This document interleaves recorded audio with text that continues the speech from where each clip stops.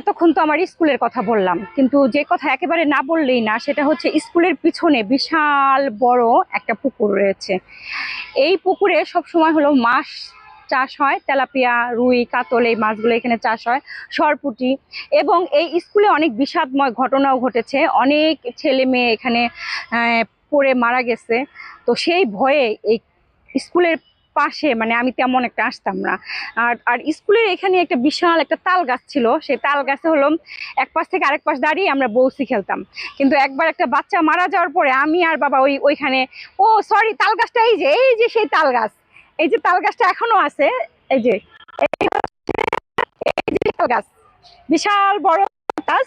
হ্যাঁ, এই এই তাল গাছে এখানে আমি বউসি খেলতাম।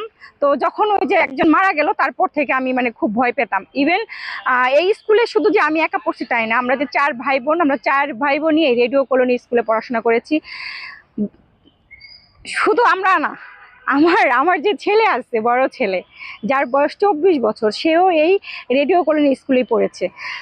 ইভেন আমার ছেলের বউ এই স্কুলে পড়ছে। মানে এই স্কুল সম্পর্কে বলতে গেলে, মানে এই স্কুলের সাথে আত্মার সম্পর্ক।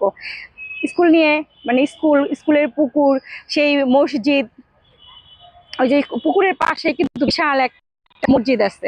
মানে সবকিছু মিলে যখন আমি বললাম না, এই জায়গাতে এত স্মৃতি, 11 বছরের এত স্মৃতি, সেই প্লে নার্সারি থেকে সেই এসএসসি পর্যন্ত এত স্মৃতি জড়িত, মানে কোনায় কোনায় কোনায় কোনায়। পাশে পুকুর, এই মসজিদের পাশে একটা কবরস্থান আছে, আমরা সেখানে যাইতাম।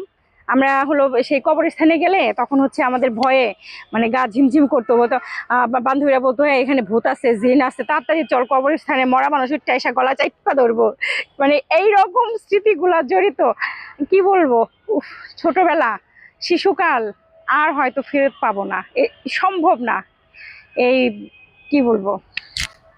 তারপর মাঝে মাঝে কান্না আসে স্কুলের সামনে আসলে, কেন জানি মনটা খুব মানে আবেগপ্রবণ হয়ে যায়। স্কুল লাইফ জীবনের শ্রেষ্ঠ সময়।